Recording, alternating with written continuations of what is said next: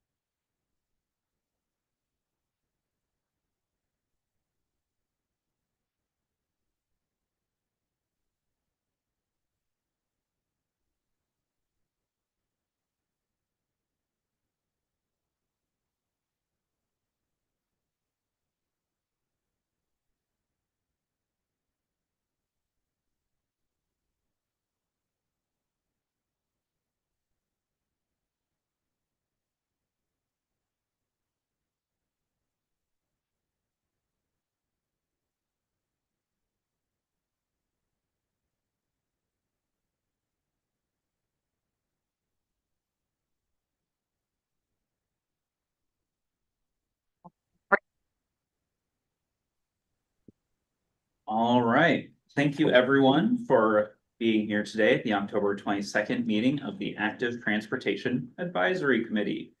Real quick, we'll go over our hybrid meeting guidelines for the folks that have joined us online. Please keep your microphone muted unless you have something to say. You can have your camera on or off. For the most part, it's only going to be me at the computer who would be able to see it anyway. If you have something you'd like to say, you can use Zoom's chat function and I'll read out your comments when we have a break in the conversation here in the room. But before we move on, or you can use the raise hand feature, or you can just chime in with your thoughts. If you do just speak up, please just share your name, because people in the room won't be able to see who it is that's speaking. And the meeting is being recorded. It's also being live streamed to the Transportation Council's YouTube page. So go over the agenda real quick. We'll start with, you're all just welcome, but we'll do introductions momentarily. We then have our feature presentation, which is a presentation on the Transportation Council's linkage study that's wrapping up right now, the Resilient Broadway Multimodal Linkage Study, presentation given by Sarah with Highland Planning. Then we'll move into our discussion items. The first, and personally what I think is most interesting, is a discussion we're going to have with some National Grid representatives who are here in the room. They have a little presentation on their perspective on recreational trails, transportation trails on National Grid property and right of way. Have some discussion about that. A couple other updates of recent things we have had going on in Transportation Council. We'll then have a quick update from Ed Brennan with the Albany Bicycle Coalition about the World Day of Remembrance that is coming up. And then we'll wrap up with any other updates that participants or anyone else has to share. So with that, for those folks joining online, please share your name and who you're with in the chat, and I will read all of those off. We'll start by going around in the room. I'm Ethan Townsend, Transportation Planner with Capital Region Transportation Council. I'm Sarah Constantino with Highland Planning. I'm John Mitchell, self-declared bicycle, pedestrian, and trails advocate, and I'm a member of this organization. I'm Kim Mitchell, his wife. Valerie Dean, New York State DOT Region 1. Ed Brennan, Albany Bicycle Coalition. Melissa Phillips, I'm from National Grid, the Director of Right of Way and Real Estate. Jim Slango, the Regional External Affairs Manager for National Grid for Albany County. Linda Vonderheader, our Principal Planner in Munster County.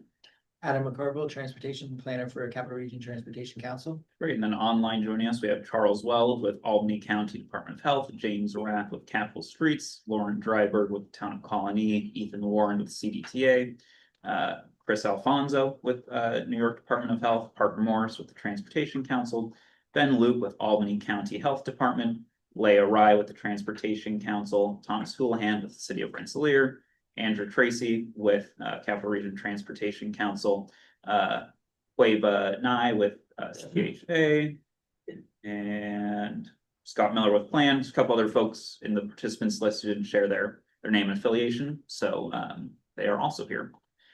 And we will now move right along into our feature presentation from Sarah. So switch spots. Alright, so thanks again, this is the arrows. And thanks everyone for having me here today. So I'll talk a little bit about. Not those arrows. So it's a little tricky because all sorts of computer stuff. So let's just use these arrows. Computer arrows. Okay, thanks. Thanks everyone. So I'll be talking today about the Broadway Multimodal Resiliency Study. So Broadway and Route 32 is a corridor that starts at Albany. It continues on into Menands, passes through Colony, and ends in Waterfleet. So I'll talk a little bit about the background, how the study came to be, what the goals of the study are. We'll talk a little bit about existing conditions, and then I hope the bulk of the presentation can be about the recommendations and next steps. I'd also love for this to be a discussion, a conversation, so feel free to stop me as I go along. I'm not a natural speaker, so I'd love for this to be more of a conversation than a presentation. Okay, so starting with some of the background and how the study came to be. This really came about as a result of the Albany County Climate Resiliency Plan. So through that effort, the county identified some important linkages and connections throughout the county, and Broadway stood out as a redundant system to both 787 and also the Empire State Trail. So it has the opportunity to create connections and also create resiliency in the transportation system because of those redundancies, not only on the vehicular side, but for transit, for bike and ped as well. So the county, in partnership with the Transportation Council and also with CDTA, funded this study to look at some of the ways in which they could fortify some of the existing systems and transportation options along that. And just to give everybody a sense of what the existing conditions look like, if you're not familiar, it's about a 6.5 to 7 mile study corridor transecting 4 different municipalities. So this is a little bit distinct of a project in that it is cutting across different jurisdictions, different municipalities. So it requires more of a regional coordination, a regional effort. We'll talk about in a minute who was represented through that effort. But I wanted to share some of these images to give a sense of what the conditions are along the entire length. It's really characterized by, in some cases, an overly wide, but a very wide right of way. The traffic moves fairly smoothly. There are some multimodal features already, most notably CDTA's Bus Plus Blue Line. And there are some bike and ped facilities already. So most of the study corridor has sidewalks. There are a couple notable exceptions. I think I might be talking about that in the next slide, and some existing bicycle facilities currently, including some on-street bike lanes, as well as some sharrows, but they're fairly limited along that 6.5, 7 mile stretch. So just again, recognizing that this was a very regional effort, there were a lot of different entities, individuals present to make this effort happen. We were really trying to build a consensus-based approach to really increase the connectivity throughout the entire study corridor and really fortify what's possible by working together. So Albany County really led the effort along with the Transportation Council and the CDTA, as well as representatives from the different roadway and facility owners along the entire stretch. So that included the City of Albany, the City of Waterfleet, the Village of Menands, Nizad, who owns that stretch in Colony, as well as other members of the consulting team who had different sort of areas of focus throughout the study. So it's been going on for a little over a year now, with the SAC meeting about quarterly as the study advanced. And these were the goals of the study, again, recognizing that this was sort of grounded in that resiliency plan countywide. The goals were really to increase the safety and connectivity of all those different modes of transportation, whether vehicular, pedestrian, cycling, or transit, or other. So creating that interconnectivity and also really generating as much, safety improvements as possible. Mm. But because this again was founded in that resiliency county plan, a big part of this effort was understanding how we could integrate natural systems along the corridor, which really opened up some of the possibilities for one, how could this be implemented along the way, but how could it be funded? And recognizing that the more natural features there are along the length, the more opportunities there are for this to be sort of a redundant system in the event of extreme weather or climate change or otherwise. And again, redundancy sort of facilitates that too, through linkages to other modes of transportation and other trails. And the last piece is testing innovative solutions, again, recognizing that a lot of these linkage studies aren't necessarily as regional, and this really presents an opportunity to sort of link different systems, both naturally, transit-wise, and across multiple municipalities. So we'll talk about those a little bit once we get to the recommendations.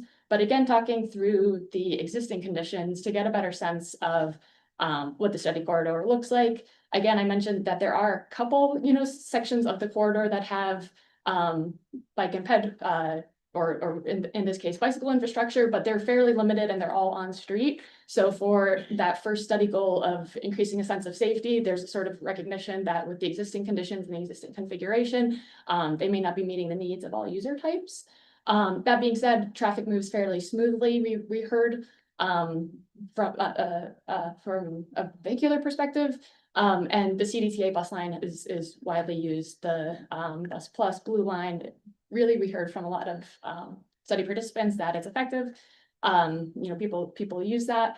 And then the other thing I just wanted to share is that there are two gaps in the sidewalk system. So they're shown here at the 378 underpass and sort of by those on-ramps, there's a gap in the sidewalk network there, as well as I believe that's going southbound under the Livingston Ave Bridge. So just for pedestrian access, those came up a couple of times as missing links, again, for the multimodal piece. And here's again, just some more existing conditions sharing what bicycle facilities do exist along the corridor presently, as well as an example of some of those transit stops for CDTA. And so going back to the resiliency piece and some of those other study goals, we really started with an existing conditions assessment of what's going on currently, particularly related to, a watershed scale approach. So this is a really highly urbanized watershed, which means that most of the study area itself, which is about a half-mile buffer in all directions of the study corridor, is really heavily built out already. So there's a lot of pervious surfaces.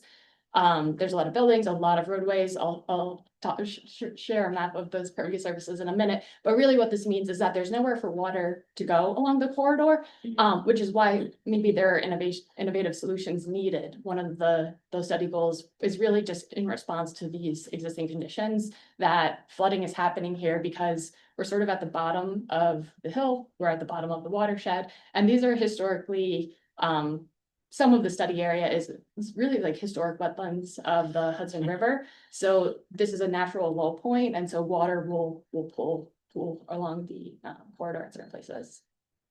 And here's just that map of the impervious cover. So you can kind of see graphically that there's just a lot of pavement. There's a lot of buildings, and this doesn't give really a place for water to go when it pulls along the corridor. So that's why we see some of those flooding conditions.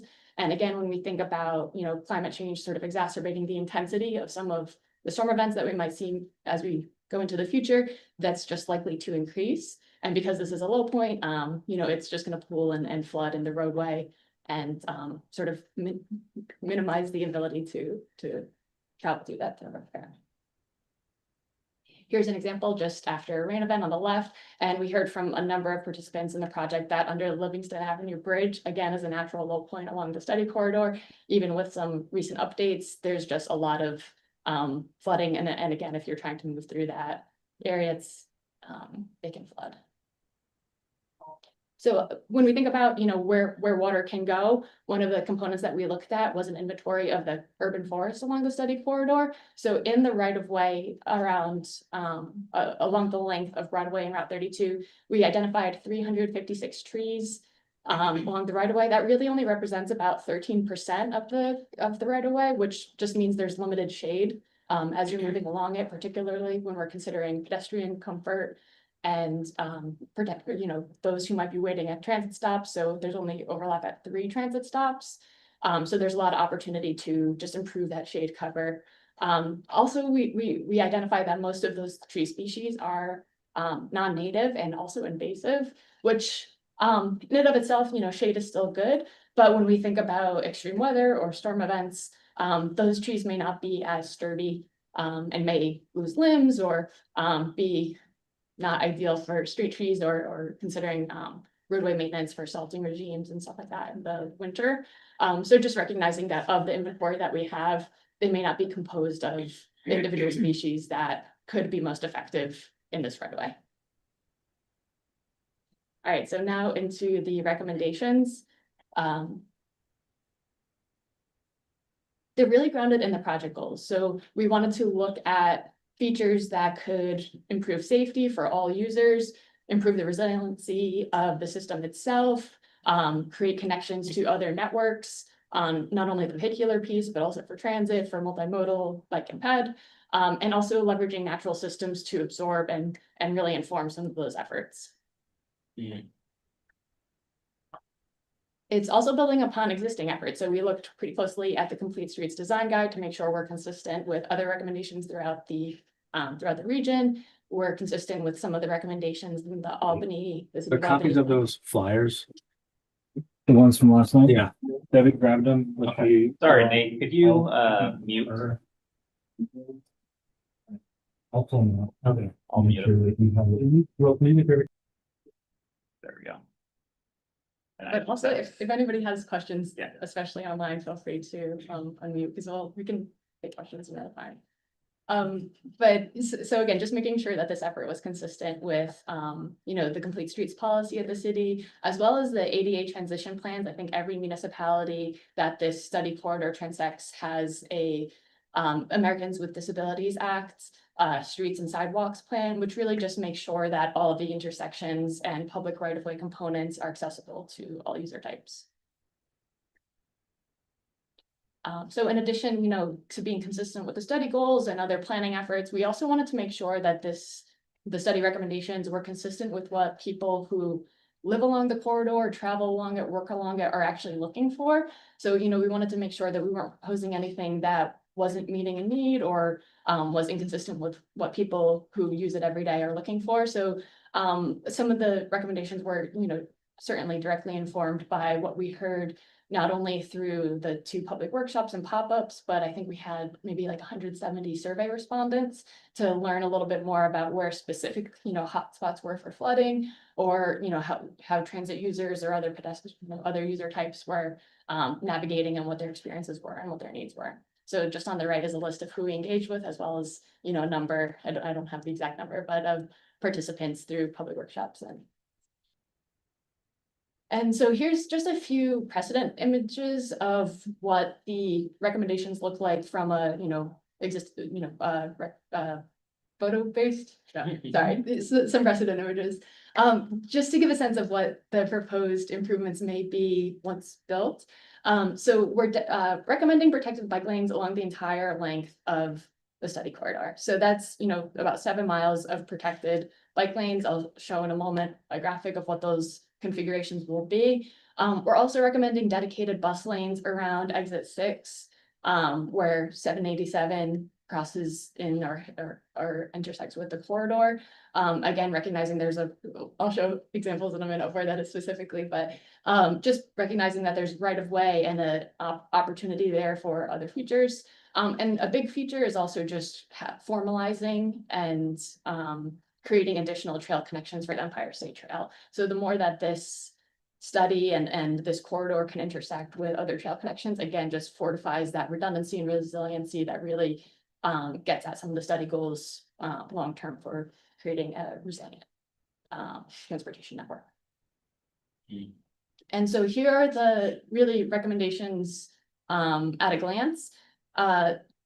Notably, 2-way separated bike lanes, In this example, you can see on the right how they're, in the event of transit stop intersections, would route around behind the transit stop so that buses could stop in lane. We're recommending for CDTA transit lines, bus stops, that the buses would stop in lane.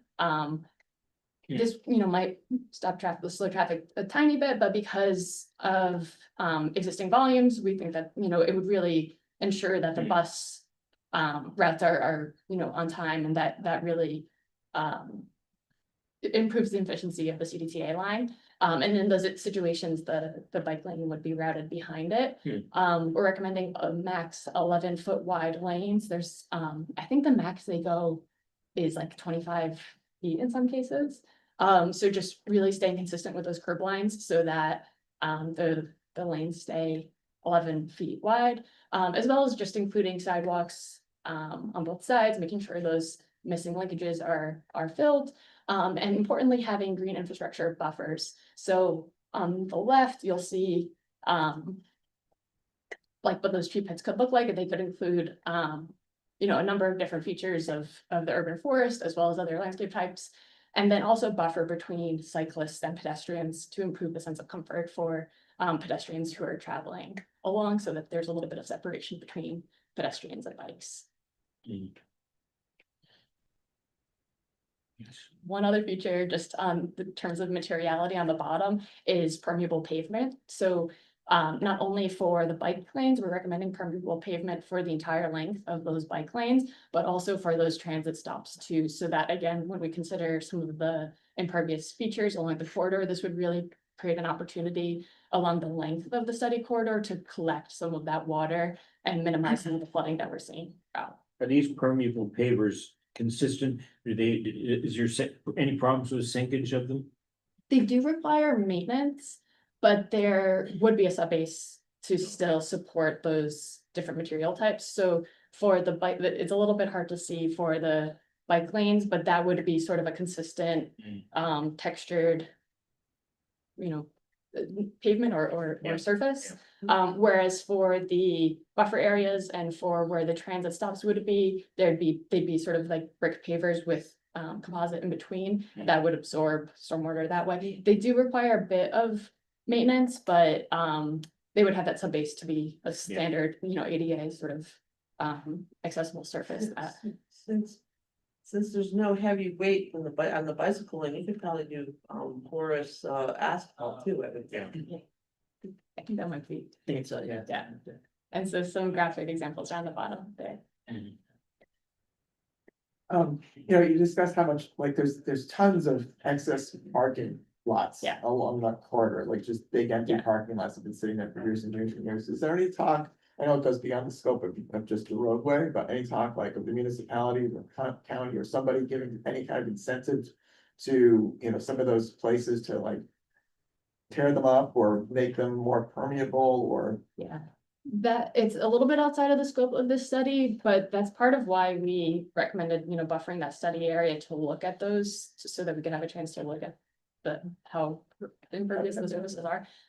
One of the things that came up through the course of public engagement was recognizing that there's not a comfort with a net loss of parking as part of this effort. So we tried to balance that out wherever we're considering or recommending moving a lane of on-street parking.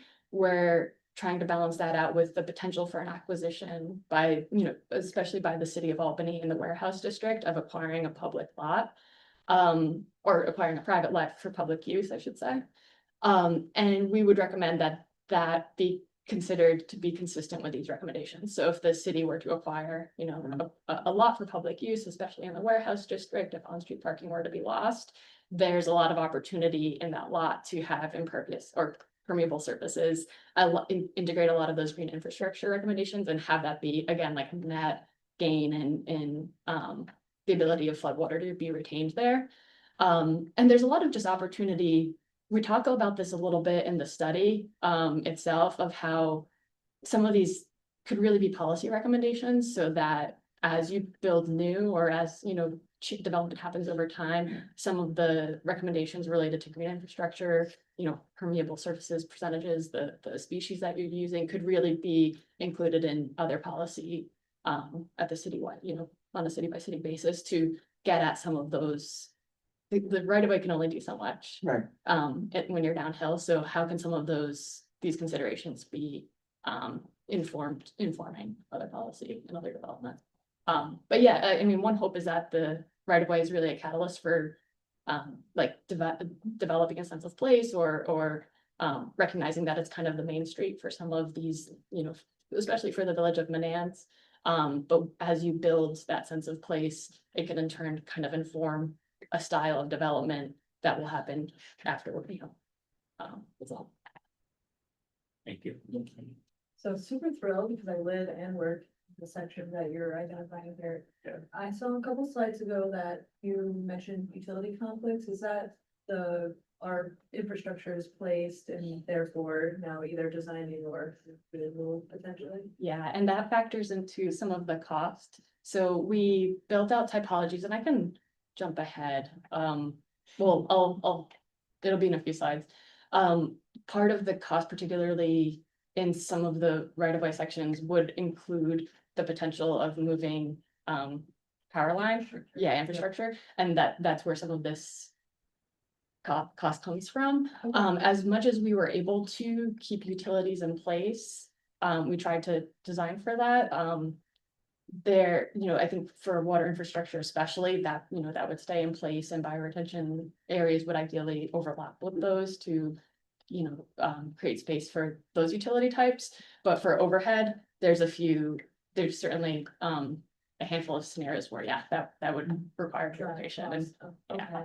I know- Have you worked with National Grid on this one? because we're still in the study phase, I'm not sure if the county has, as a study team, I can't say that we did. I can't speak to the whole study team if they've been met. I know because other considerations also include a potential for a right of way along one of the power lines. It's just again to create a redundancy, create another connection point along one of those power lines.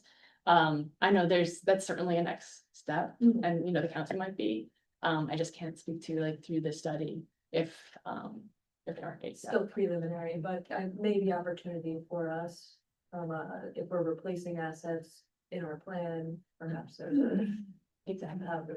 And that's kind of a big, we'll talk about this in later slides, but a recognition that this is a long-term plan and there's a lot of phases to get there. So there are a lot of ways in which, iterative designs can happen till we get to that place, recognizing that some of these are really long-term conversations and long-term decisions, that how can we get to a place where some of those, we incrementally build some of these systems and some of the latter ones happen in due time because they're slower processes. Yeah, sounds good. We do have a comment in the chat. I've been asked how the curb cuts would look, and how handicapped users are considered. Thank you for that question. So all of these recommendations, and I apologize that this graphic doesn't have curb cuts and some of the other features that you would see it, especially at intersections and, curb cuts for green infrastructure going in. So please consider this just a conceptual graphic. It's not in any way, it's not exact. But so the curb cuts would be consistent with all PROAG, public right-of-way access guidelines, is that right? Yep. So that, they'd be, just consistent with state and federal, standards, to include curb cuts at every intersection, meet those, 8.25, ramp requirements for different user types, and also for crossings. So for example, if you have crosswalks, if those crosswalks intersect with other design features that they're up to standard, and different tactile surfaces as well. I also just want to call out, there would be tactile surfaces between the different lanes here. So you can see on the left, there's the pedestrian sidewalk, there's the bike lane, there would be a tactile surface separating those two, like about a half foot, again, just to have those accessibility considerations in mind. You said while it's, I back up what Melissa said, is like, working down there and traveling this corridor a lot. It's really exciting to see this stuff being done. It just, occurred to me, something to keep in mind is that National Grid offers that it's called the 10,000 Trees Plus program, that we work with municipalities on reimbursements for specific trees under utility lines that are compatible with our assets. Yeah, so could it get to that point, we could sort of work with you on the individual municipalities along the corridor to try to save them some money and make sure that the right trees are there. That's so exciting to hear, because I think that's a big part of our recommendations is that cooperation, and especially on the implementation, so that when trees are put in, they're not pulled out a few years later for some maintenance project. That the species are identified properly, because it, you know, if they're not incompatible, it just takes a little bit of planning to make sure that, you know, you have the right place. And then the maintenance piece too of maintenance agreements. So because we're looking at this intermunicipally and sort of regionally, there's a lot of opportunity for like, you know, partners along the corridor, but also, you know, neighborhood associations, business associations to spread out some of those maintenance obligations, so that, you know, if the trees could be in place, you know, maybe we have volunteer efforts or other efforts just to minimize, you know, the cost, because there are a lot of systems going in at once. But yeah, I think that's a hugely valuable, you know, partner along the corridor. Nate Owens with Town of Bethlehem says 10,000 trees is a great program. Oh, good. And so we'll talk a little bit about, you know, urban forest recommendations and maintenance next steps as we go on, but thank you for letting us know about that program. And just for a few graphic examples of what that green infrastructure could look like, here's sort of a corridor length perspective where, you know, through the pervious surfaces, it could really accept a lot of that rainwater. And again, there'd be sort of a curb cut where, you know, flooding from or water going directly into the roadway could be filtered or channeled to that green infrastructure feature. In places like the warehouse district where there is a lot of activity already, there could also be features where that green infrastructure is sort of paired with sidewalk amenities, so like streeteries or other sort of, you know, street amenities that could still again be permeable surfaces, but really just play off that green infrastructure and alternate again to increase shade and comfort for those who might be dining or doing other activities on the sidewalk, but they're compatible. Yes.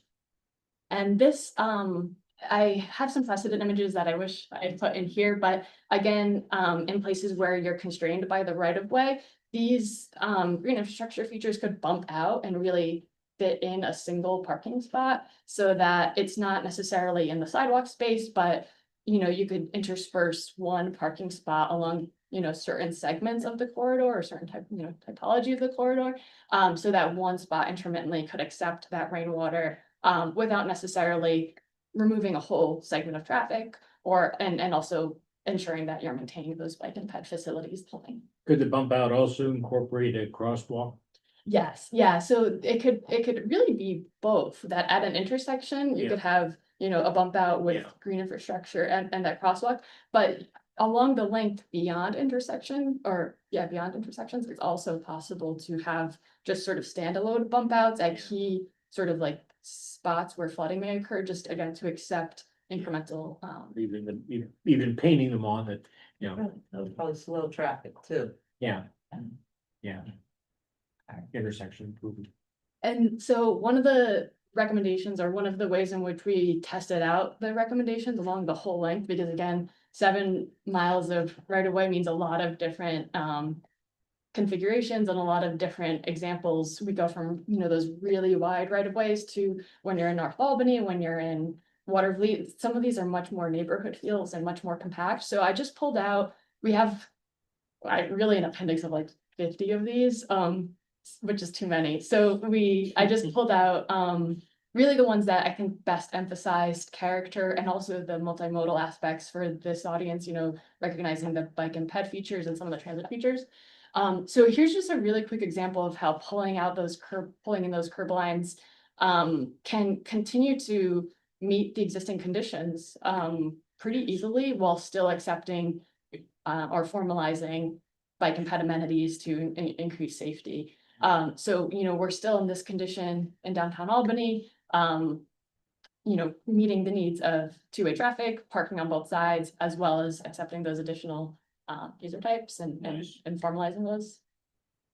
And just another configuration of where, again, those sort of neighborhood, more compact settings, we would recommend dropping a lane of on-street parking to continue those, prioritization of those two bike and ped separated systems.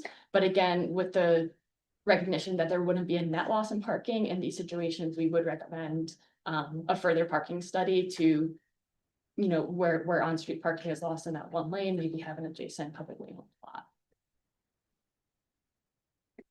In Manans, I just wanted to share this configuration for Manans because it's again kind of similar to what the current configuration is. It goes the entire length, but again, making sure that there are protected facilities the entire length. And just a graphic of what that would look like. So here is where you can kind of see that curb cut that water could accept in the green infrastructure features, as well as just space for those amenities like benches and bike parking is a big one. There's not a ton of bike parking. And there's a little bit, you can just see the Ivan's question about ADA and ProAg standards. There would be a tactile warning in between in this sort of condensed version between the bike and ped where they are next to each other. That tactile warning surface would just indicate, the separation of types. And we talked a little bit about the spaces where we recommend dedicated bus lanes. So this is just an example of that at exit 6 and 787. Thank you. Again, just because in the current condition, the buses would basically cross over the bike lane, as you see in the example on top. So we're just, again, recommending separation so that you minimize the conflicts between buses and cyclists. And again, I just wanted to just call out where there are transit stops, bikes would be routed behind those transit stops, again, to minimize conflicts between transit users, bike and ped. And I think here's just an example of that on the ground, where you're sort of putting all these elements together. You're at the intersections, making sure you have those accessibility features. Crosswalks would cross over all those user types. The green infrastructure could collect a lot of that flood water. But another intersection example here is really pulling out that or tightening up that turning radius, which creates a lot of right of way or creates a lot of public space opportunities, especially here at exit 6, where there's this sort of Empire State Trail connection that was built in the past few years. It really creates kind of a gateway opportunity. So you could really build upon that existing connection, but also, that could create a public space that could accept urban forest elements and otherwise. And last one, so I just wanted to bring out this one because it's the only instance in which we're recommending a shared use path that would kind of continue on the same typology that you see along the Empire State Trail in portions of Watervliet, but just formalizing it and separating it. So this would be on 13th Street, just to connect 2nd Avenue on Route 32 with Empire State Trail. Just to speak to some of those trail connections. So we are recommending Empire State Trail connections at not only at exit 6, but also on 2nd Ave in Watervliet, as well as at the Skyway, and other connections too between public spaces and green spaces in the study corridor. Is the sign on the right in place? That is in place along the Empire State Trail, I Wow. think north of. Yeah. It's in Albany, I think just north of the Livingston Avenue, Yeah, I Middle Bridge. Had ridden down there recently. Excellent. And just as a precedent image of where connections are possible and building upon existing. Absolutely. Appreciate it. I don't know, Watervliet, they were looking to apply for a DRI grant. They've been holding a series of public workshops, so I might be interesting for you to go on their website and just see what they're proposing that might impact this area of the study. Thank you. And so we, one of the other, it might actually be like the next slide, or in a couple of slides. One of the efforts, we talk about is being consistent with other planning efforts throughout the region. So I'll talk about this in a few slides, like 787, reimagining 787. And one of the other plans that we're trying to be consistent with is the Capital Region Vision Zero Safety Action Plan, which looked at corridor concepts in Watervliet. And so we would want to make sure that the recommendations we're starting here kind of get picked up and built upon through those other planning efforts. I don't know for sure that Watervliet passed a resolution to sort of adopt the recommendations of this plan, but I know we presented there with Teresa was there like recently. Yeah, I think they did. I think they were planned. It seems like they will. So we're optimistic. Yeah, that Watervliet's on.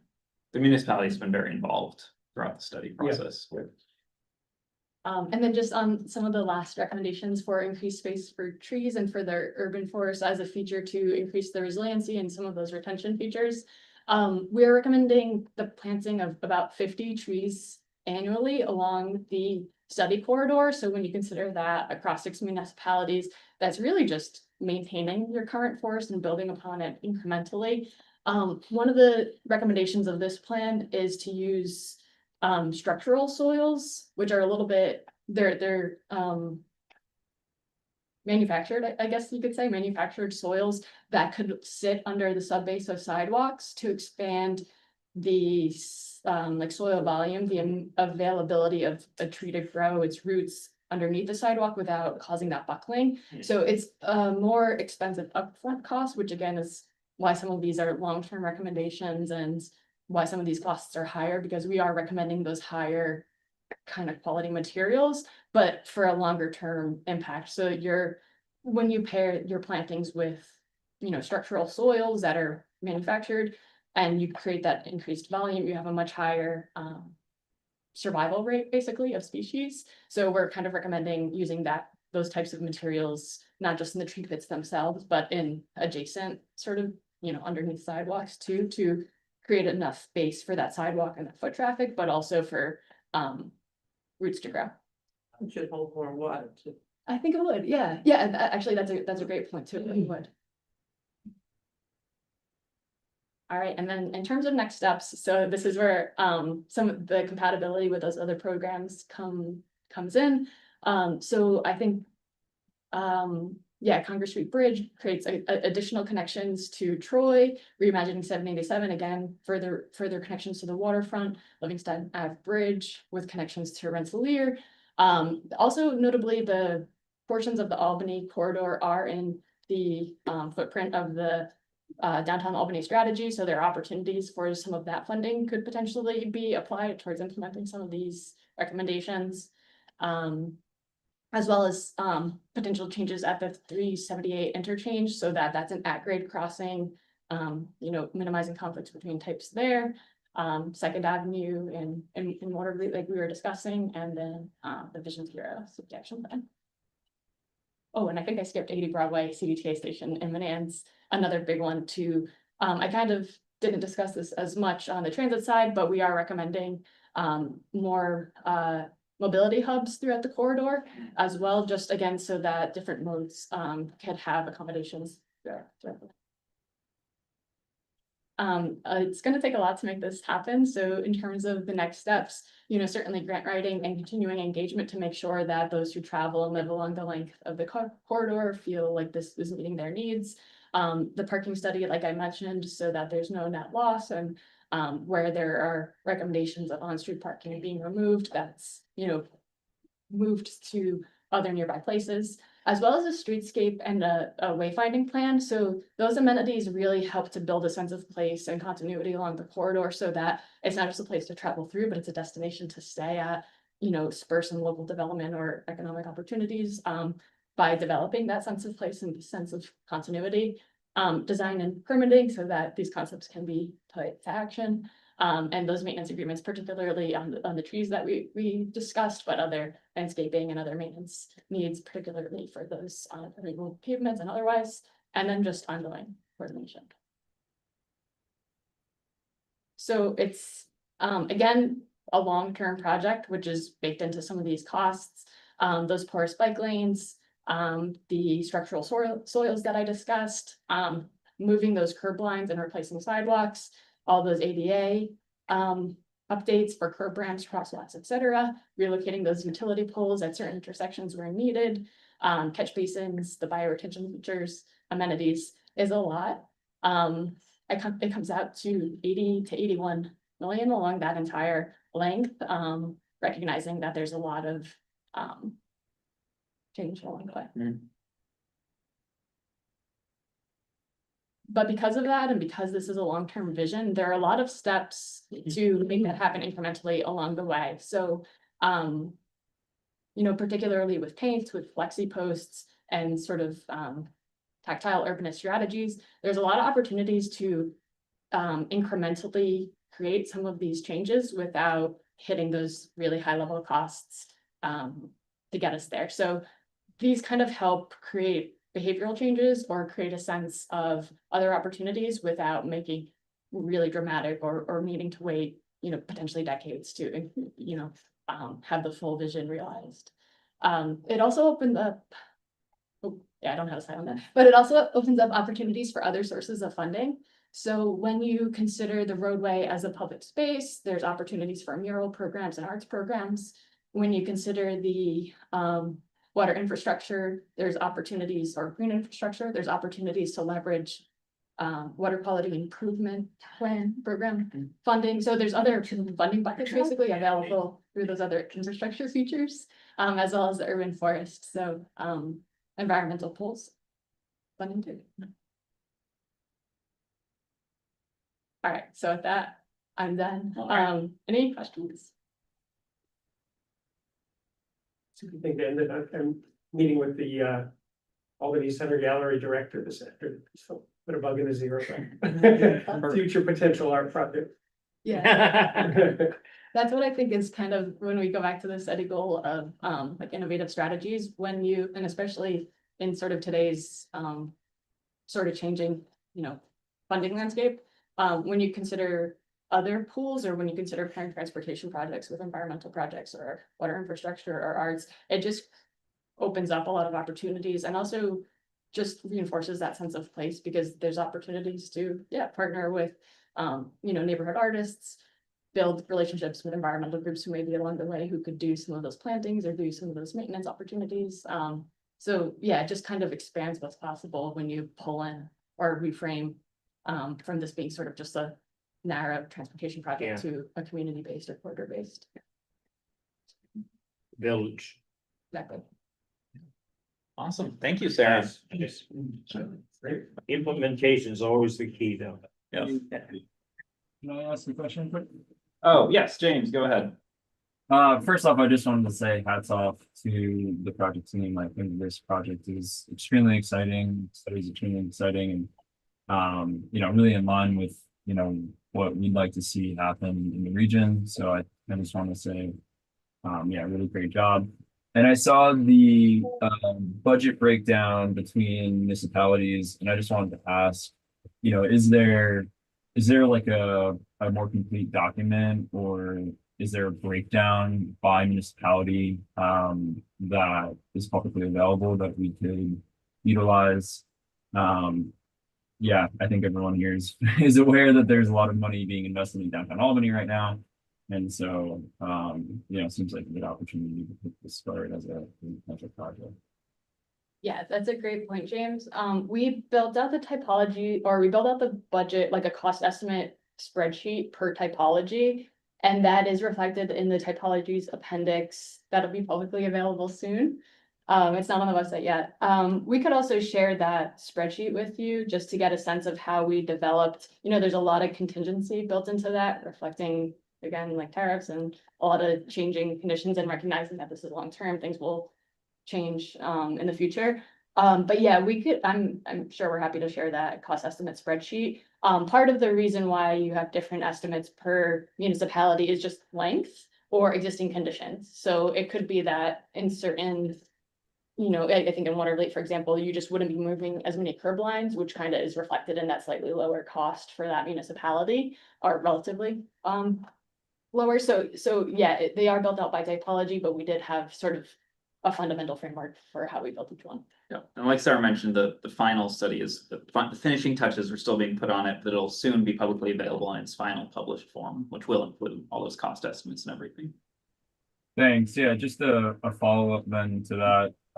You know, I think one of the plaguing kind of comments that I often hear in our work is like, okay, well, where does this connect to, right? If it's not like the most complete network in somebody's eyes, people are often trying to poke holes in it. But with that in mind, you know, I know you have some interim treatments in there where people could do some lower cost things.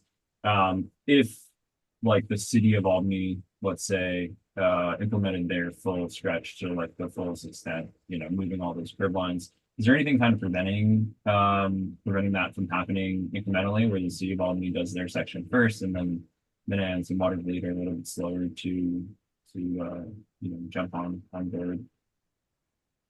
Yeah, there's nothing preventing it. It's more just finding the compatibility with ongoing maintenance efforts. So like one thing we saw is that the city of Albany up to the city line with Manans had a plan in place already to do existing maintenance. So that's where the intermunicipal coordination and also just the role of the county to really continue to advocate and push for this, and it's for everybody in this room to continue to advocate and push for it, comes into play to coordinate those efforts. So, you know, it's really just making sure that there's communication and channels of communication open between, especially those neighboring municipalities, so that when Albany is saying, you know, we're going to do resurfacing, we can accommodate these just through striping. Is there an opportunity, you know, what is Manan's plans for the next 5 years? So it's really just continuing to meet as a study group, you know, even if it is just annually, to align those maintenance plans and you know what they have on the dock for like the next few years, so that where one ends, the other can pick up, but also recognizing that it is a long stretch and there are a lot of variables and factors going on. So there is just there will be some, although the plan is for a full length of connectivity, there will be spots as we see this, you know, sort of go from like incremental approaches to finally built. It won't be one consistent corridor necessarily, just by nature of how infrastructure is built, I think. This is Leah. I have some information that was just shared with me by Charles Welch from the Albany County Department of Health. So he says, Albany County Department of Health has $24,000 to be obligated to active transport by or before November 21st, 2025. So any related bike rack, wayfinding signage ideas are welcome as soon as possible. They can store equipment and supplies with installations at later dates. Charles, I don't know if you have the ability to turn your microphone on, but perhaps some folks might have a question about that for you. Did everyone hear me okay? Yep. Okay. So this is Charles. Can people hear me? Yep. Okay, yep. I'd be glad to answer any questions. Would you be the right person to reach out to, Charles, and how would people reach out to you? Through my email is probably easiest. charles.welge@albanycountiny.gov.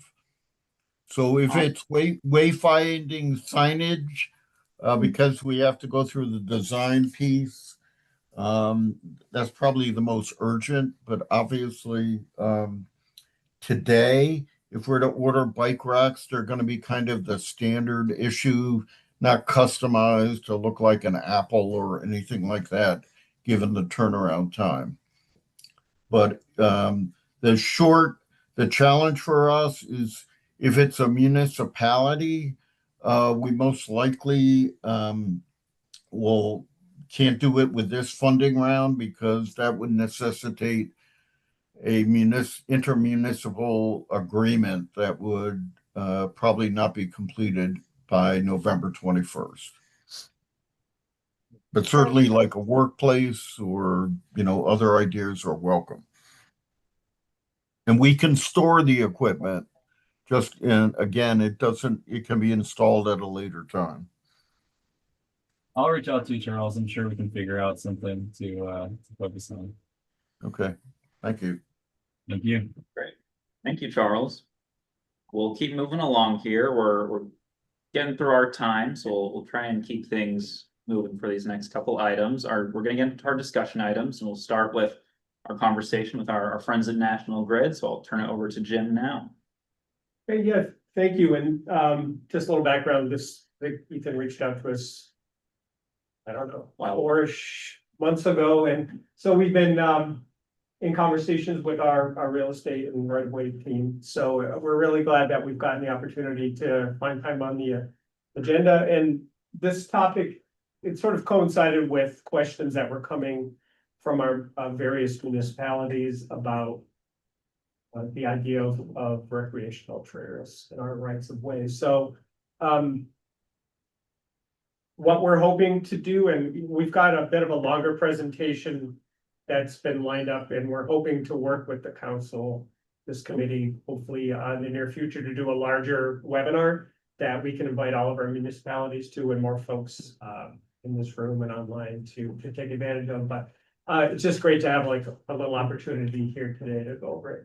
And I'm thrilled that Melissa at sort of the 11th hour was available to come and speak on this topic, because she really is one of our SMEs on everything real estate and rights of way. So right now, I guess I'll turn it over to Melissa. Excellent. So what we wanted to do was just give an introduction to this topic. As I mentioned, we want to do a bigger webinar to help go through all the details. As you can imagine, from a utility perspective, we're in an unprecedented time where reliability is even more important. And so we're faced with these challenges of how can we create compatible use with our needs to sometimes expand our right of way, or again, increase reliability. So I'll just walk through a couple of points here and open for discussion, or what you're looking to get out of this session. So I'll pause there and just ask from this perspective, that way I can tailor the content. What are you looking to hope, or what are you hoping to get from an understanding of National Grid's trail use process? What I've heard from many of our municipal partners is that people are interested in figuring out how to make connections between existing facilities, existing roadways, using, what look to most people like nice wide open corridors, and just what the process is to kind of get the ball rolling on those discussions. Excellent. Okay, I can answer that. Of course, you can't speak for NYSEG, it's- No, although I have a group of my counterparts Yeah, in all of the New York utilities. Yeah. So certainly can open up, because there's a NYSEG right away, I would just give my left ear for. Yeah, Okay, so let's connect after and I Yeah. can give you some context. okay, thanks. Sure. And Melissa, our microphone is a little weak, if you wouldn't mind speaking up, or if you want to move up here closer to the microphone, just so folks online can hear you a little better, that'd be awesome. I am a soft speaker. Thank so you. I appreciate your comments around. It's the other power company. Yeah, awesome. All right, is that better for the folks online? I think it should be. Okay. So are you NYSEG customer? No, You're- oh yeah, I'm a okay. NYSEG customer, Okay, how about Half Moon Half Mechanical. Moon? Okay, yeah, so on the border Yeah. there. Everybody else National Grid customers? Yeah, so thank you for that. Interesting. So as you can imagine, we're very cost conscious. So again, I would just want to give that relay of we're constantly thinking about how are better ways of working. And when we talk about utility perspective on this, again, we have a process. If there's, a use case for it, we will certainly review it, but there's a cost behind it, right? Mhm. So again, when we can look at long-term planning, is it compatible? That's certainly something we do with our stakeholders. So first and foremost, if we don't mind going to the next slide. We're not a recreational use company. We have an obligation to all of you that are customers here to create reliable power.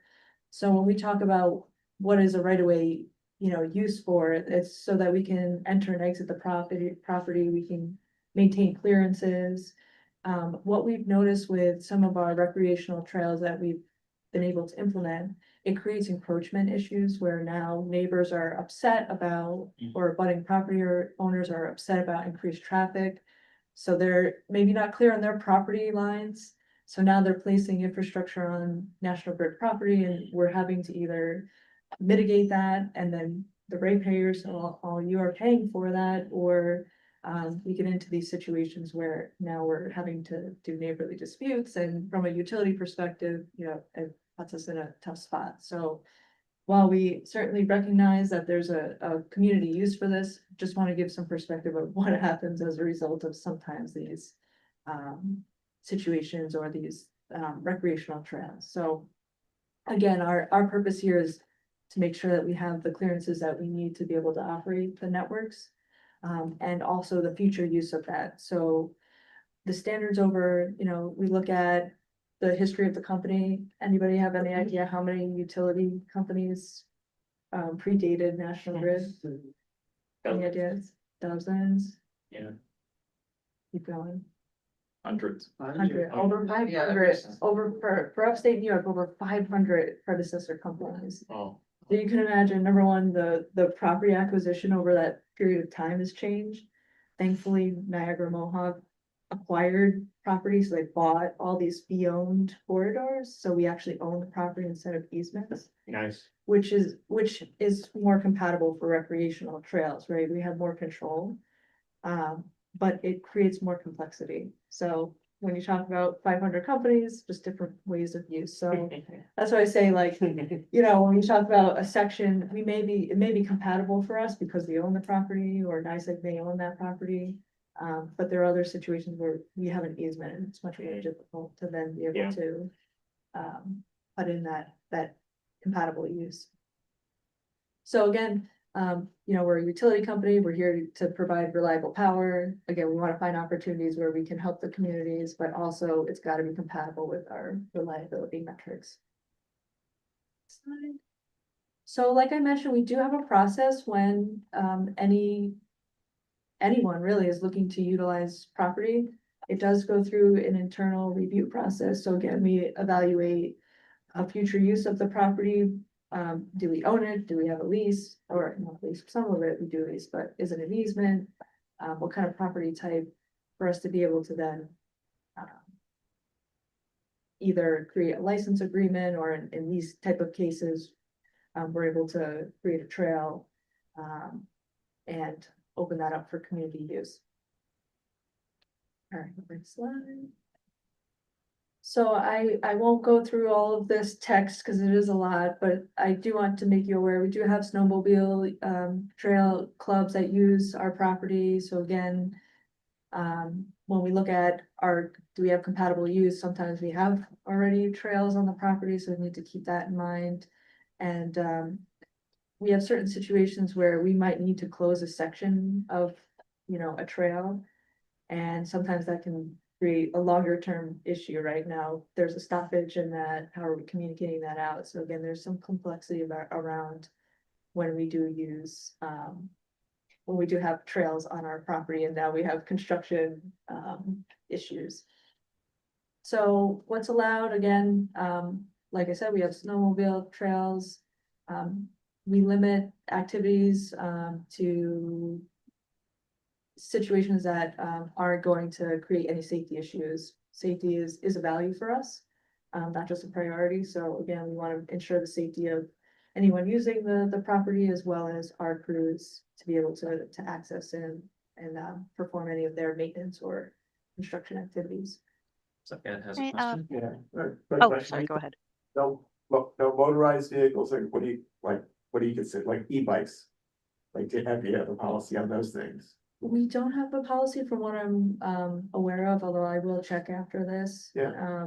I'm again, Were- yeah, there's cars and whatnot, unless we have an access road and there's agreements on how that looks. Ethan Yes, sir. Warren from CDTA also asked if e-bikes were included in that E-bikes, motorized. So yeah, I'll that follow up on that piece, It because should I'm be unclear. increasingly popular. Yeah, understandably so, Yeah. understandably so. Yeah. Going faster. They're going faster. Yeah, they are, yeah. Yeah, certainly there's a lot of debate ongoing right now in all aspects Class of one. active transportation about how e-bikes are being Right, incorporated. so that definition of bicycling, you know, what we talk about motorized, I'll follow up to get clarity on Yeah. that.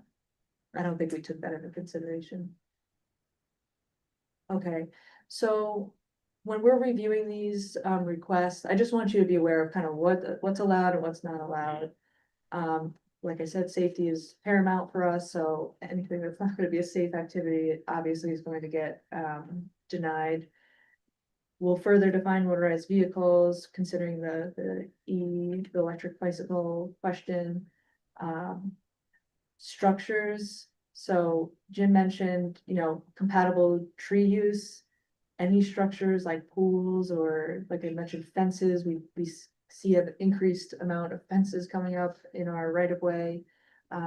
We just want to be able to safely operate and maintain our right of way. So that's why these structures become issues. Just grade change by fill or evacuate, it's pretty hard to put a trail in without filling or evacuating. Excavating rather. Understood, but it's the long-term piece of that. So again, we need to meet clearances. Yeah. So long as. So we're within not- within your criteria, so it doesn't reach a strike distance or something like that. Correct. Okay. Correct. So just a quick question. So as far as like the guideline of the no motorized vehicles part, so where's the distinction for snowmobiles in that case? Like how come that was decided? But, you know, that's all cool. Yeah. There's longstanding agreements that occurred. These have been, I don't know how many decades they've been around. Historical. Yeah, they're historical, so Precedents. yeah, there's a piece there where that's an acceptable use. However, for future uses, we want to be thoughtful about how we're, But it proves out that anything less than the footprint of a snowmobile is a safe use as precedent, right? it depends on the trail or what facilities we have there, so. You're from a utility perspective, we have underground, overhead, gas, there's a number of type of infrastructure we use, so again, depends on the property that we have. Some of them we've got pretty far corridors. In certain scenarios, we've got a really tight window, especially when we talk about those 500 predecessor companies. The amount of property that we would have gotten does change over time. I appreciate it. I mean, because I used to use some of those trails, so I'm just curious as to how they Exactly. actually got around to being like, oh yeah, sure, we can put snowmobile trails here, but any other uses like. And when they originally, because I'm a snowmobile person for the county too. Originally, there was a lot of rules too, when they put the thing, it's like you have to put X thing, you can't be too close to the. Any of the structures, And all yeah. the other things, so there was a lot of rules. Lot of rules, yeah, right, Gotcha. exactly. Thank you though, yeah. Yeah, sure. Okay, any other questions on those? I'm really appreciative of the passion of this topic. Okay, let's see what else we've got. I want to be cognizant of time, so I know you have a couple other things. Keep moving. Okay, We're on good yeah. pace. So just want to give you high level, this is how our internal review happens. If you are interested in, again, looking at a trail or other property use, you're gonna put a request in. I had the information in the beginning. We take that, and one of the biggest things that our team is seeing is that there's not enough information. So I would really recommend the timing be a point in when you have all this information, because this can create a much longer process if, and I have the requirements in the PowerPoint later on. If you're trying to submit either too early or you don't have the information, then it's this back and forth game of, oh, we still need this, we need this, we need this. And that is the biggest driver of cycle time from our perspective, is just not having everything. So then we're not able to get it reviewed. And we want to get this done quick, right? I know that some of the funding timelines are important. Yes. Are there other considerations that you have where you have like ground level facilities? I'm thinking of like, places where you put, I don't know what they are, like big transformers and things like that, or that maybe are in places that might be behind chain link, but there's obviously nobody there like 24 hours a day. Look at these things, and what kind of security concerns do you have? Is there more limitations that you have, whether you want to trail in that area? Or are you thinking that maybe it's better to have a trail in that area because then you have more people with eyes on it to see if there's any mischief happening?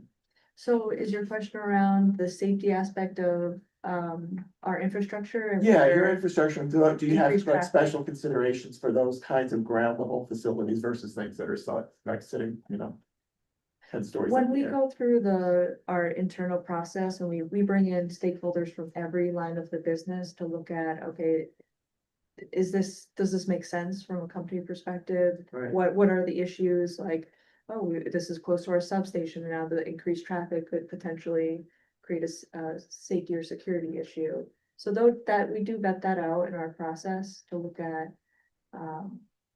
again, what is the best decision for the company long term? Again, looking at what are the community needs and the benefits of doing this. So it is an element that we do review.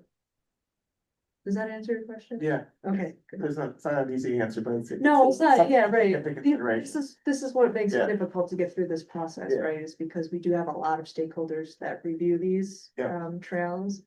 But it's important, like I said, we just take a thoughtful approach of, doing the right thing, which is one of our core values. So did I miss a date? Do you have a date that you're looking at? You said that this is an important process to have the information. What is the timeline? That depends on, do we have all the information? We do have, So long as you have all the information at the beginning of the process, we're good. yes, of course. But of course, sometimes when we get through, a stakeholder may have additional questions or something Yeah. might come to. But are you in a fiscal calendar constraint or, what's the, No, there's no fiscal year okay, constraint for us, as so it's you, an ongoing thing. it's not, yeah, we don't have dates that you have to have something in by. We have a review process, Okay. so. As you can imagine, we're a pretty big corporation, they Yeah. take a long time. Yeah. If you've ever had to put in a request with National Grid, we do have a lot of efforts right now to reduce that time, that's why I say cycle time, so. It's important, again, I understand with funding, you all may have deadlines, so. Articulating that upfront, sometimes we can't meet that because we have Oh, a I review see. process, but We have money that has to be spent by a certain date. yes, And that's you important. can't comply with that because. Sometimes we can't, just because, especially if we don't have all the information available, this becomes, and we're not aware of, the timelines, the timeframes for funding Yeah, piece. It's yeah. really important that we're just communicating that up front. Number one, everybody understands what's required, but two, what are the timelines associated with that? And that way we can help manage expectations around, Thank you very much. hey, not gonna happen, or, Yeah. we're gonna try to get to this place, but there's a likelihood that Yes. we might not be able to meet that. Thank you. Sure. Okay, any questions on that? So again, we do an internal review process. I just want to mention here that I don't think we have the amount in here, but there is a fee associated with doing this work. As I mentioned before, we need to balance the ratepayers. We don't want, all you who pay your electric and gas bill to fund all of this stuff. So there is a fee that's associated with it. When we go through the reconciliation process, there is a chance that that is either higher or lower than what was estimated. I think we do like a square footage piece. So I just want there to be awareness around that could be lower or higher than what the regular estimate is. Or the Greenways conference that Parks and Trails New York just held, there was a session about railroads and utilities, and the presenter said, in all cases, the utility should come out zero balance on your project that you're bringing to utility. National Grid isn't looking to take on costs associated with a municipality building a trail, so that's something that everyone should be aware of. But what is there a fee for just asking? Is there, like, for example, say you'd like to put the Shrewsbury Greenways, but something's been sitting out there for years and years and years. And part of it sits by one of those big, I guess there's substations, something like that. If they wanted to ask, say, should we even be bothering because you guys are gonna say no? Where in the process can we, do they put up a fee to ask? In other words, because you guys have to Right. spend some time looking at it and saying, Exactly, it what's has to gonna go be through involved? this review process, so I've been part of initial discussions around, like, is there anything that's a hard no from the beginning, like. No, with some of our CLCPA programs, I can already tell you that we're expanding our right of way, I know that there's not gonna be a compatible use for that. So I would in the beginning, I had third-party requests. If there are requests, we can do a high level. But I cannot give any approvals until it goes through the process.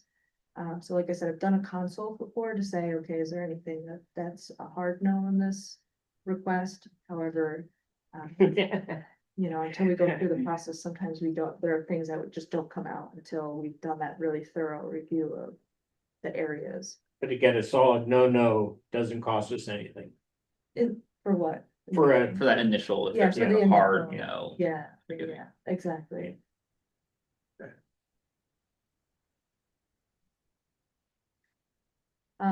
Okay, one thing I just want to mention here is that indemnification is really, really important to the company, and that again is to protect both the company and ratepayers. So from my understanding, we don't charge for the occupation of a trail. But we do ask that there is indemnification language that, you know, holds the company harmless when there's an issue, which does come up, as you can imagine, with snowmobile trails and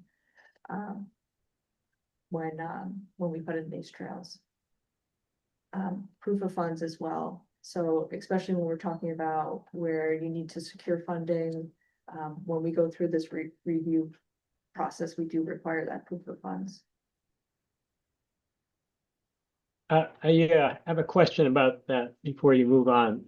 The Go ahead, Scott. requiring the proof, requiring funds before there's an agreement is a catch-22 situation. You can't get a grant to build a trail on a place that you don't have permission to build a trail. So it sounds like that's basically a hard no up front. Could you maybe clarify? Why don't I take this as a topic offline, if you don't mind, and see what options we might have available, because I think this is something that's likely to become an issue for a few of our projects that are coming down. Is that okay? It absolutely is an issue for most of the projects I'm involved with, that you cannot get funding unless you have an agreement for the right of way. Is that proof of funds required at that initial request, Melissa, or at what point? What I understand, yeah. Okay, anyway, that's fine. We'll take it on somewhere else. Okay, yeah, let me talk with my team to see what we've done in the past on those, when there's a situation that you're describing. Ethan Warren from CDTA has a question in chat. He wonders if there's any differences for paved versus unpaved trails. As far as in the review process, or whether we would grant use? I would say probably both. Both. Again, in the review process, it just depends on where the location is, what facilities we have, so I can't say one is going to be more productive than the other. It really just depends on what are we trying to accomplish and where. That's the big piece, where. But like unpaved trail is not necessarily like a hard no. For in general, maybe for specific sites that would not be appropriate. Right, exactly. Great. Okay, so submission of intent, again, this is what we would be looking for to start, so cover letter, here's some of the requirements. I'll pause there. And we'll share these slides with the whole group along. And the also, meeting minutes. just FYI, I printed out a bunch of brochures that encapsulates all this information that I'll leave here for posted. Thank you. Excellent. Okay, so like I said, these are some of the things that we consider, so certainly important when you're preparing a request for us. Like I said, safety is number one for us. Making sure that we're able to maintain clearances. We're able to access, again, like I said before, environmental impact is really important to us as well. One of the big key for my team is that we want to be good stewards of the land. So again, just making sure that if there's environmental goals, we keep that in mind. But we're also you know, being good stewards of the land. So the result of that process map that I showed you with the nice little trail, is an agreement. So essentially, the output of that, when we do say that, yes, this is something that we could, it's a compatible use, an agreement is what is entered into. Like I said, there could be costs, we could be refunding money, or we could be, seeking more money if the review process was more expensive than what we estimated. And, again, zero, the utility is looking for a zero benefit or a zero balance at the end, because we have to consider ratepayers. We are here to keep ratepayers whole. Okay, so again, I'm not gonna go through each piece of this. You'll have the details here, but I wanted to make sure that you all had the information. Like I said, what I see as the biggest driver of this being a really long process is that we just don't have what we need in the beginning to do our review process. So just make sure that you're including all of the plans, we for KML files to help review, expedite review processes, depths, wire heights. And most of your engineering firms would be familiar with these types of requirements. So I have a question. So given that it's like your property that this is occurring on, do you have a list of successful projects, and do you keep track of the maintenance and understanding of how those areas look over time and transformation over time? Is that being accounted for in some database form or Yes, publicly available form? we do have, you know, a GIS internal piece of where we have granted out licenses. And we do maintenance, or not maintenance, but we have like helicopter flyovers and other ways of tracking over time what that portfolio or footprint looks like. Is that, I guess that would be super helpful for a case of someone who is looking to apply to it, to see what are the characteristics that are most accepted in terms of an application. I just would see that to be That's useful. good feedback. but- Yeah, I could look at what, You know. what materials we have that might be Yeah. publicly available. Yeah. Publicly fun. Thinking along those lines, if a webinar were to occur, case studies where, you know, things like those, the funding issues or Yeah. otherwise are resolved. Right. Funding Yeah. Issues, Webinars, but success. Yeah, it'd be nice to see what your most preferred thing is. I mean, it's like, cause you're the landowner, so it's like, Exactly. if we that's- know what you want, it's like, it makes it a lot easier. Yes, okay. I think a lot of municipalities are so eager to install trails that they're willing to, conform to whatever National Conform, Grid yeah. prefers. Yes. For trails, Yes. so Okay. yeah. it'd be Thank very you. helpful. Yeah. could it be done in conjunction with NICEAG? I could certainly talk with. See, you know, I mean, why, I corporate mean, strategies the are- reality is it's one or the other. right, And if we could have everybody in the room agreeing at the same time. Are you sure it's a nice, it's like, I just was dealing with my snowmobile club in Steventown, which is a nice area, except for it's your. big Transmission. Yeah. Transmission Yeah. line, so are you sure it's a I nice? don't know, it's It's hard to tell them apart.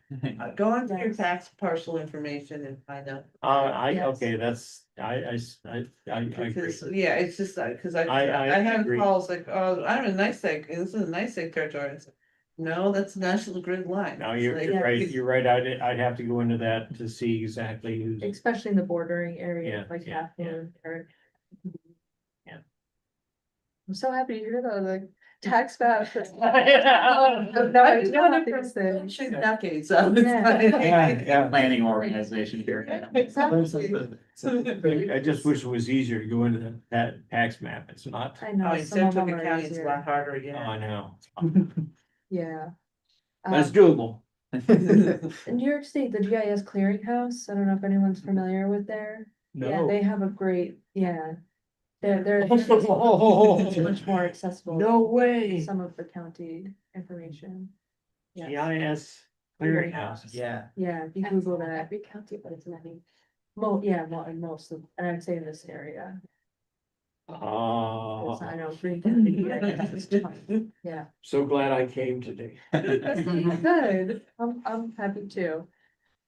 I'm not gonna go through all of these, you guys can go through it, but is there any other questions on,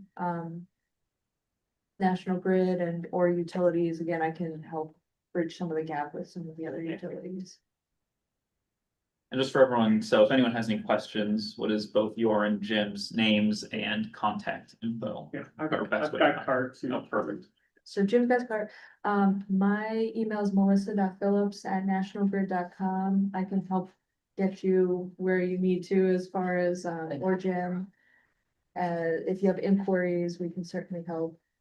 And then in this email deck, you'll see PTR requests, or don't know, the third-party requests at nationalgrid.com. That's another avenue you can utilize for questions. Perfect. We'll clear that contact information in the It's minutes probably for everyone. Thank you. Yeah, Did National Grid inherit that, or was that? that was, yeah, National Grid, because that was, Albany, I think, yeah, but it was a power company. It wasn't the, I don't think it was the Hudson Mohawk or whatever it was originally, so. But yeah, National Grid inherited that They one. inherit, so, yeah, but that's quite a bit of infrastructure to put on that, Yeah, yeah. I mean, yeah, it's at all least it's paved, not a bridges. it's not the highest voltage that goes by there. I think. Right. All right, we're gonna keep moving. I have a couple quick updates, but I'll keep them quick. We have a couple other items from some other folks in the room that I want to get to. The 2025 Empire State Greenways Conference was just held last week, hosted by Parks and Trails New York down in Kingston. It's a great conference. I won't go in too much detail, but several topics that I attended. There were many sessions, but building political support for trails, working with utilities and railroads. You all just received a fantastic presentation about that. Trail count programs and 25-mile-an-hour speed limit. Some of the key takeaways from that project or that conference being that, all projects need someone to champion the project in order to progress their design. Collaboration is important at all parts, and data should be driving our decision making whenever possible. A quote that was shared frequently at the meeting was passion leads to policy, policy leads to plans, plans lead to projects. So keep up everyone's passion who participates in meetings like this. Transportation Council is just now really getting to work on our active transportation priority network project that we've been kicking around this year. So, perfect. Thank you, Jim. Thank you, Melissa. So we're in brainstorming phase really right now. We won't talk about it too much here, but we're just trying to come up with ideas of major areas we would like to see connections made to. We're not going to guarantee that the map is going to be able to accommodate connections to all these places, but if you see anything major missing from this list, please reach out to me offline from this meeting, and I'll be sure to include that information in our considerations.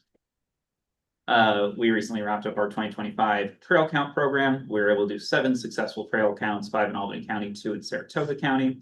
Would have been nice to spread it out more, but we're really driven by where we get requests from our members. Unfortunately, we did have one of our trail counters stolen. I won't share from where, but that was unfortunate. We weren't able to successful trail count from there, and we're down to just 2 counters now. So we'll release our annual report early in 2026, and then spring, summer, fall 2026, we will be back at trail counting.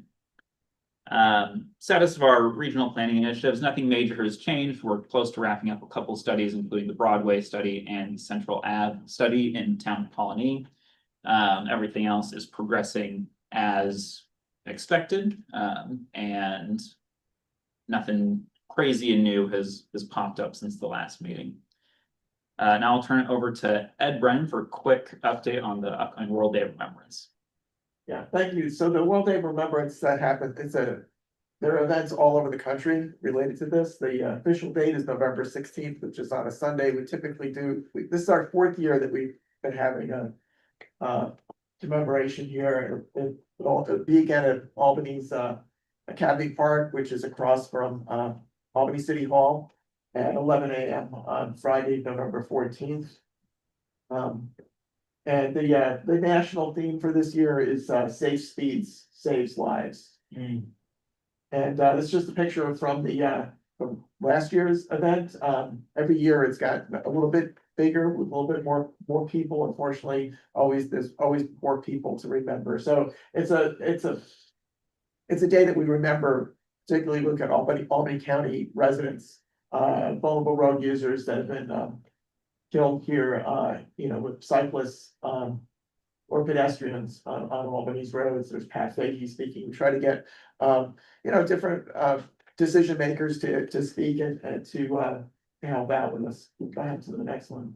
And, for example, we remember pedestrians, young and old. And in addition, we also have people who, you can go to the next one.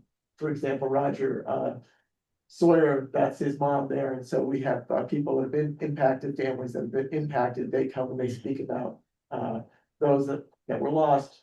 And we do it, we do it so we get a greater understanding on the public and also the political leaders that are there, the extent of the problem, the impact on families, and how preventable they are.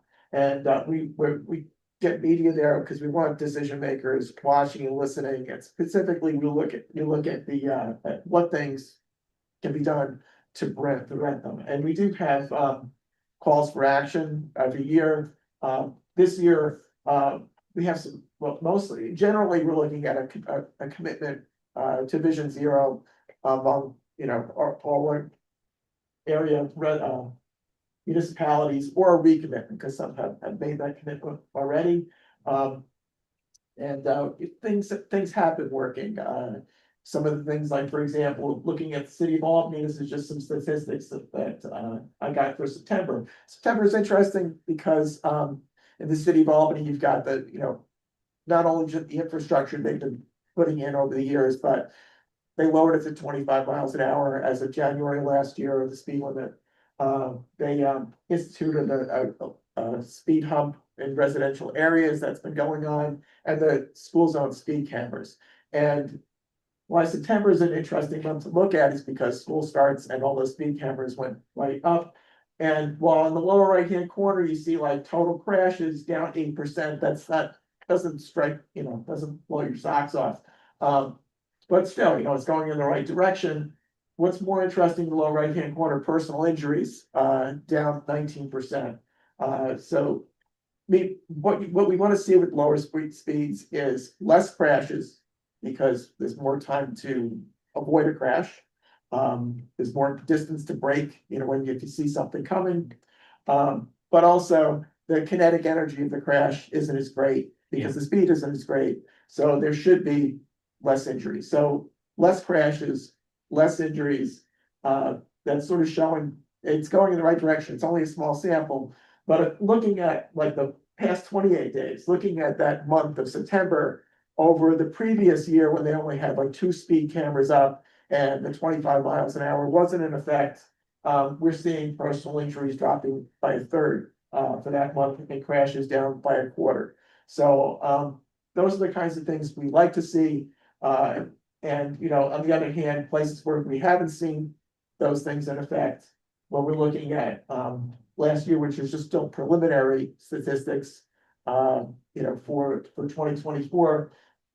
Not to pick on Town of Colony, but just one that that came up. We still see things going in the exact wrong direction. And so there are specific things that we're looking at for, like, if you look at some of the terrible areas like Route 7, Central Avenue, Route 20, the major routes that we see in the different towns. But we'd like to see some of the things that we've seen effective in the city of Albany. City of Albany has some things they've got to do as well. We're hoping to look, continue efforts like on Central Avenue and things like that. But we'd like to see these efforts, move out to the towns and other municipalities. So that's what we're hoping for this year. Perfect. Thank you, Ed. Yeah, I was fortunate enough to attend last year's Day of Remembrance. Would encourage anyone who's able to attend. It's very, really brings to focus the importance of the safety work we do. All right, thank you. Thank you, Ed. All right, participant updates. I know John has something that he'd like to share. Give you 1 or 2 minutes to go over that. Yeah, I'm personally advocating for a speed reduction or a road diet on a road that I drive every day almost. I live in Half Moon, but I do a lot of my activities in Mechanicville. And anyone who knows 146 ends at the bottom of the hill into Mechanicville. And the road that comes in from the right there is Hudson River Road. From that point, for about almost a mile, the road is a 4-lane road. And eventually gets restricted to barely a 3-lane road, 2.5 lanes to go underneath a railroad bridge. And there's no sense in the world that that is a 4-lane road. And it should be a 3-lane road with a bike path. And I'm gonna keep digging at it until the town of Half Moon and the city of Mechanicville come up with a rational thing. I know that Capital Roots has a similar project going from the rest of Central Avenue. And so I think it's all gonna come together and we'll be celebrating this. It's an easy change. But it's a change that has to happen. I appreciate being here. Thank you. My name is John Mitchell. Thanks, John. I would encourage you to encourage the town of Half Moon and city of Mechanicville to maybe apply for one of the Transportation Council's linkage Yep. studies. We have a solicitation coming up soon for our next round of I funding. for will those speak to the projects. town board. Yeah, so that's one way that the Transportation Council can be involved, because unfortunately, we can't implement anything on roadways, but we can certainly help. So basically planning ask efforts. for start first, yeah. Yep. Great. Does anyone else in person or Ethan, online have anything they'd like to share? Ethan, if I Oh, may. sorry, Ivan's timing online, don't be too. Yeah, go ahead, Ivan. Thank you. The town of, the village of Manans has had a study going on regarding the Little River and its potentials, both trails and a waterway. And I'm glad to see that Reimagine I-787 still has part of our project up there and showing last night. More details will be needed on the project related to Reimagine I-787. Just to identify how that works with either culvert replacements or with, as we suggest, a bridge replacement, which would accommodate both a trail and a waterway. The plan is going to be available soon, and I may add that Tim Lane has joined me here in this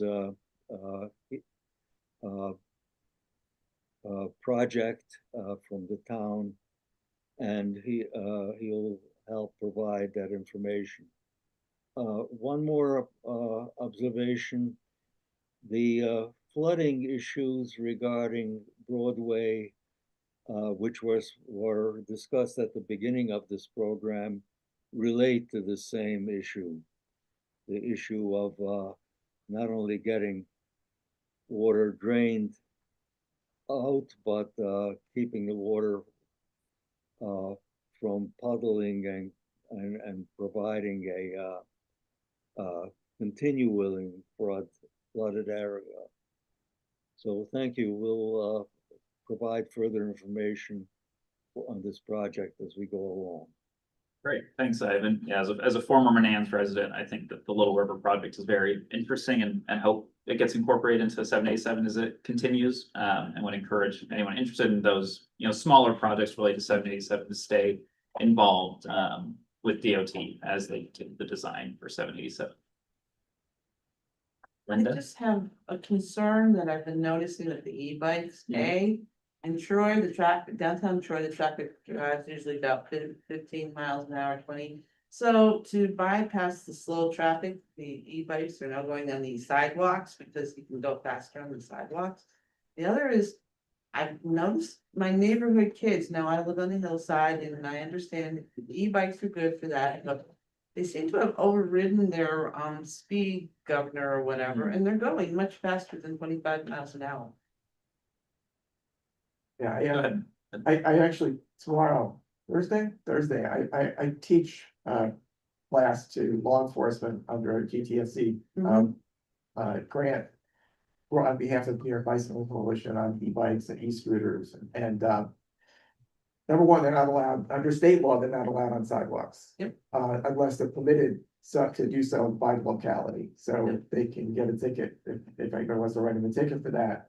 Number two, there's very specific definitions of what is an e-bike. An e-bike can't, class 1 or class 2, which are the only ones that are allowed up here, can't go over 20 miles an hour. If it's going over 20 miles an hour, it's no longer a bicycle with electric assist under the state statute. Motor vehicles, except the definition of a motor vehicle has an exception for a bicycle with electric assist. So it's a motor vehicle now. Yep. So if it's a motor vehicle, it needs to, they're using a motor vehicle without registration. As well as violating all other kinds of laws, so. Yeah. It's a matter of education, we do a terrible, there's no education. There's of no people education. for- Yes, there's no education. for bicycles and e-bikes, you know, that's partially why I go out to law enforcement, so that law enforcement at least understands these things, and when they pull somebody over, they can at least explain it to them, or right, if they. Yeah. It's an educational experience if you're writing tickets to somebody, Yep. but even if you stop somebody we have like little guide cards of what the laws are, so they can hand them out to people. We give those away for free, if Rensselaer, if you guys want any of these things, so you can give them away to however. It might Get 'em be across. useful, and it'd be actually Yeah. nice to have something like that in like the schools. I mean, Yeah. the kids, Oh, yeah. the kids I'm talking about, I don't think they're old enough to have a driver's license. Yeah. And they're now driving a e-bike that is actually a motor vehicle. Yeah, and after 16, they're not allowed to use those At least they're anyway. wearing a motorcycle helmet rather than a bicycle helmet, which is like, okay, you're going down a hill that's steep or whatever, but so at least you're not, if you have an accident. I made a sample for you. Yeah, our, we've been seeing increased requests from our member agencies Yeah. with, what do we do about e-bikes? So we're planning on pulling together some safety resources and distributing them. And I think maybe it's this, there's the safety part, there's the safety thing on the other committee. Yep. And maybe that's something that needs to be brought up to the safety committee. Yeah. That, okay, this is a growing concern and it's an issue, and it's like there are people, there's underage people who are now, they know how to fiddle with their things to go and override the governor. Yeah. And all sorts of other things, and there's needs to be education out there. Yeah, the e-bikes are definitely a growing concern. We're also still trying to figure out how to navigate it. Thanks. All right, if no one else has anything else.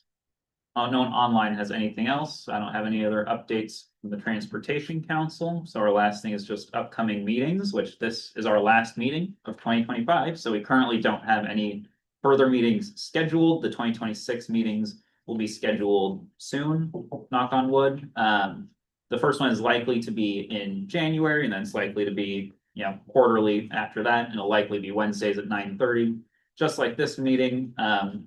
Those dates might shift around. We're trying to rebalance our schedule for all our advisory committees. We have them kind of clustered up right now, but everyone will be given plenty of notice for the 2026 meetings as soon as we have that information available. And that is all from me. Thank you, everyone. Yeah, go ahead, Ed. Yeah, just say, if anybody else wants e-bike, or e-scooter, what the law cards are, you can just send it to ed@nybc.net. Perfect. Great. Thank you, Ed. Information. Thank you, everyone, and I'll see you next time. I also have like this